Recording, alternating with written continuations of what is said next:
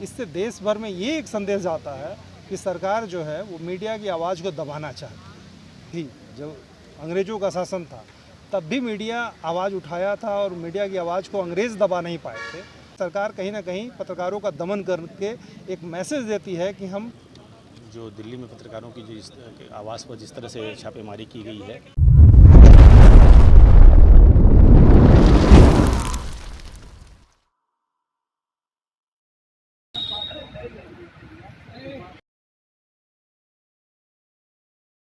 करना पत्रकारों पर बंद करो, पत्रकार एकता जिंदाबाद, पत्रकार एकता जिंदाबाद। के समक्ष बैठे हुए बापू वाटिका के समक्ष बैठना समझ में आता है कि कहीं ना कहीं प्रोटेस्ट है, तो क्या कुछ है?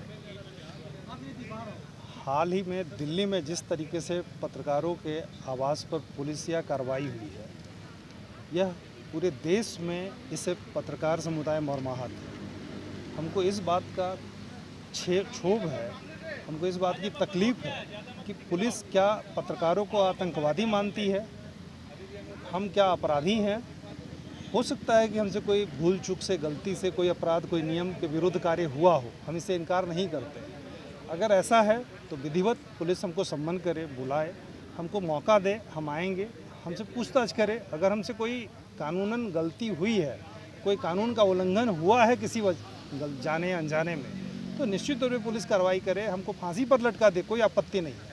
लेकिन बगैर हमको बताए हमारे घर में पुलिस आती है, इस तरीके से उठा करके ले जाया जाता है, इससे देश भर में ये एक संदेश जाता है कि सरकार जो है वो मीडिया की आवाज़ को दबाना चाहती है। तो सरकार की ऐसी किसी भी मंशा को हम पूरा होने नहीं देंगे, क्योंकि जब आज़ादी से पूर्व सरकारें जो थी, जब अंग्रेज़ों का शासन था, तब भी मीडिया आवाज़ उठाया था और मीडिया की आवाज़ को अंग्रेज़ दबा नहीं पाए थे। तो आज तो हम खुले भारत में, आज़ाद भारत के निवासी हैं, तो हमारी आवाज़ को कौन दबा सकता है। हम समाज के दर्पण हैं, लोकतंत्र के चौथे स्तंभ हैं। दिन भर ऑफिस में, घर में हम काम जिस तरीके से करते हैं, कभी भी पुलिस आए और हमसे पूछताछ करे, कोई आपत्ति नहीं है। लेकिन जिस तरीके से आप जानते हैं कि झारखंड में भी एक पत्रकार को रात में 1 बजे घर से उठा करके ले गई पुलिस। जब दिन में ऑफिस में बैठा है, आपको पूछताछ करने आने में क्या दिक्कत है? आप आइए, बिल्कुल स्वागत है, आप पूछताछ कीजिए। लेकिन जिस तरीके से आप कर रहे हैं, ये दिखा रहा है कि सरकार कहीं ना कहीं पत्रकारों का दमन करके एक मैसेज देती है कि हम सरकार विरोधी चीज़ें न लिखें। तो इससे तो हम कभी घबराने वाले नहीं। जो सच है उसको लिखने में पत्रकारिता कभी चुकेगी नहीं, न चुकी है न चुकेगी। इसलिए झारखंड जर्नलिस्ट एसोसिएशन और भारतीय श्रमजीवी पत्रकार संघ यह मांग करती है कि राज्य स्तर पर, देश स्तर पर पत्रकार सुरक्षा कानून लागू हो, ताकि ऐसी गतिविधियों पर अंकुश लग सके और पत्रकार आज़ादी से अपने कर्तव्यों का निर्वहन कर सके। कैमरे के लिए परिचय बताएं।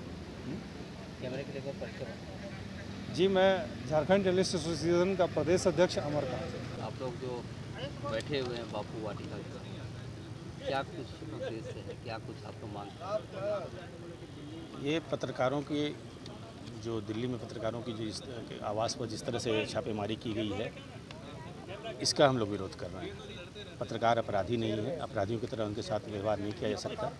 जो भी मामला है, पत्रकारों को आप पूरे साक्ष्य सामने ला करके पुलिस को कार्रवाई करनी चाहिए थी। कहीं जैसे झारखंड में भी हुआ कि 12:30 बजे रात में पत्रकार को घर से उठाया जा रहा है या सुबह 5 बजे किया जा रहा है। तो आपके बीच में पत्रकार हमेशा रहते हैं, उनके साथ अपराधियों की तरह व्यवहार बिल्कुल नहीं होना चाहिए। और दूसरा ये है कि हम लोग इस बात का भी विरोध कर रहे हैं, जो 15 न्यूज़ चैनल के एंकरों को जिसको बहिष्कृत किया गया है, हम लोग उसका भी विरोध कर रहे हैं।